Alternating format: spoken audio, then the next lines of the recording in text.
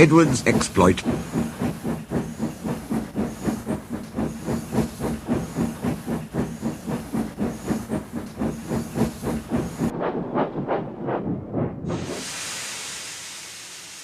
Edward scolded the twins severely.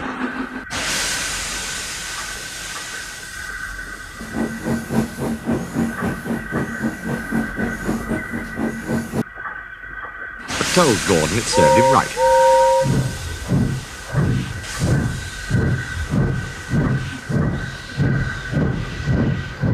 Gordon was furious.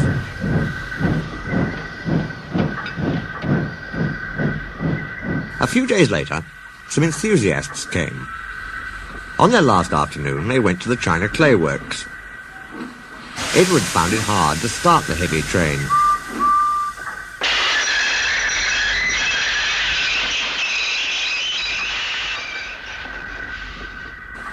"Did you see him straining?" asked Henry. "Positively painful," remarked James. "Just pathetic," grunted Gordon. "He should give up and be preserved before it's too late." "Shut up," burst out Duck. "You're all jealous. Edward's better than any of you." "You're right, Duck," said Boko. "Edward's old, but he'll surprise us all."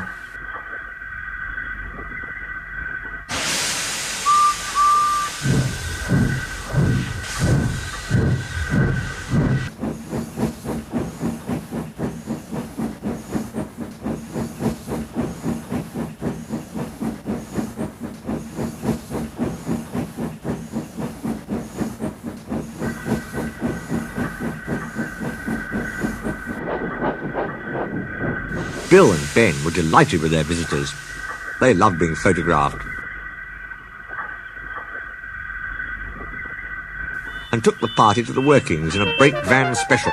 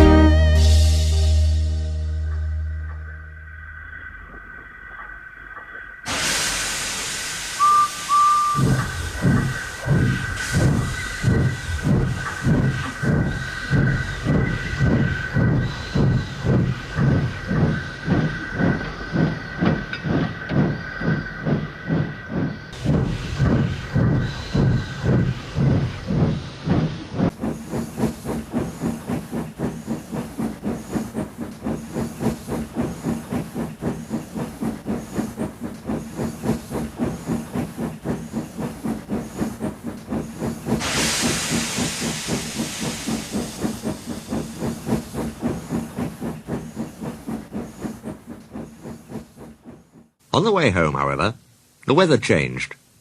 Wind and rain buffeted Edward. His sanding gear failed, his wheels slipped, and his fireman rode in front, dropping sand on the rails by hand. "Come on! Come on! Come on!" panted Edward breathlessly. "This is dreadful!" But there was worse to come. Before his driver could check them, his wheels slipped fiercely again and again. With a shrieking crack, something broke and battered his frame and splashers up and out of shape. The passengers gathered round while the crew inspected the damage. Repairs took some time. "One of your crank pins broke, Edward," said his driver at last. "We've taken your side rods off. Now you're a single, like an old-fashioned engine. Can you get these people home? They must start back tonight." "I'll try, sir," promised Edward. They backed down to where the line was more nearly level.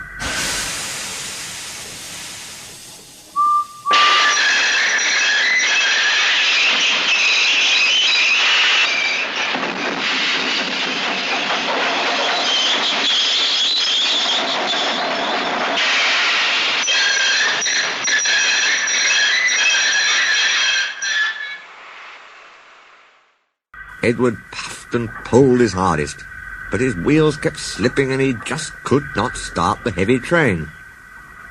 The passengers were getting anxious. Driver, fireman and guard went along the train, making adjustments between the coaches.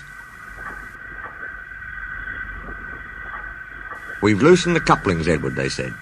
"Now you can pick your coaches up one by one, just as you do with trucks." "That will be much easier," said Edward gratefully. So, with the fireman standing carefully in front, the driver gently opened the regulator. "Come on," puffed Edward. He moved cautiously forward, ready to take the strain as his tender coupling tightened against the weight of the first coach. The first coach moving helped to start the second helped the third, and so on down the train. "I've done it, puffed Edward, his wheels spinning with excitement. "Steady, boy," warned his driver, skillfully checking the wheel slip. "Well done, boy. You've got 'em. And he listened happily to Edward's steady beat as he forged slowly but surely up the hill.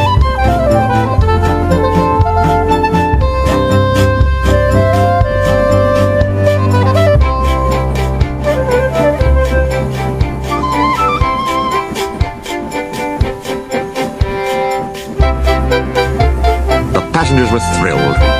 Most had their heads out of the windows. They waved and shouted, cheering Edward on.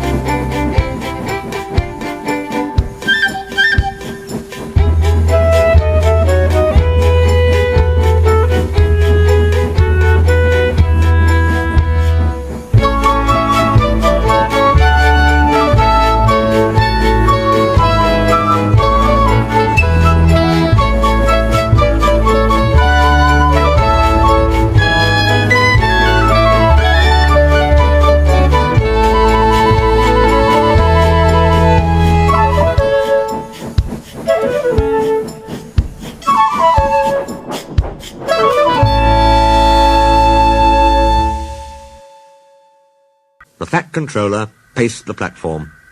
The Fat Controller stepped angrily forward. He pointed to the clock. The excited passengers swept him aside. They cheered Edward, his driver and fireman to the echo before rushing off to get in Henry's train.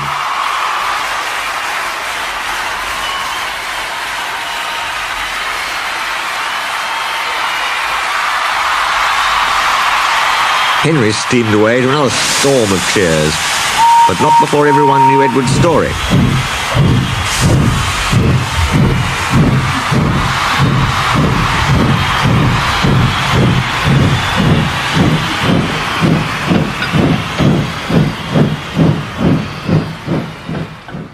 Edward went thankfully to the shed.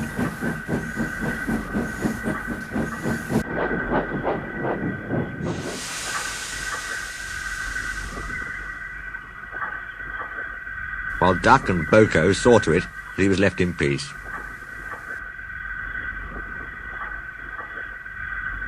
Gordon and James remained respectfully silent. The Fat Controller asked Boko to look after Edward's line while he was being mended. Boko was pleased. He worked well, and now they run it together.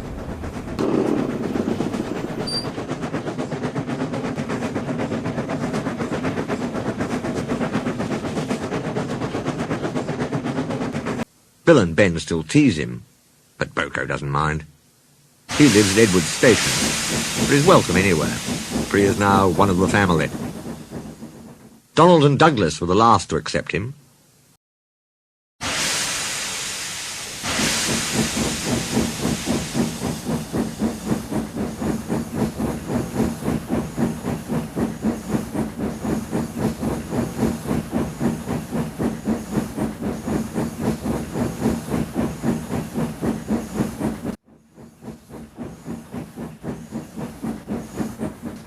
But he often helps with their goods trains. And the other day they were heard to remark,